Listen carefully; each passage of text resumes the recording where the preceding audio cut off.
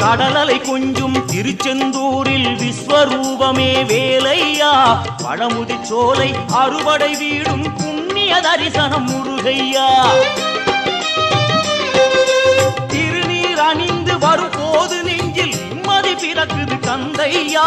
சுகனே சிவனார் மகனே உன்னை பாட பாட சுகமாகுதையா வேல் முருகா அரோகரா அரோகரா வேல் முருகா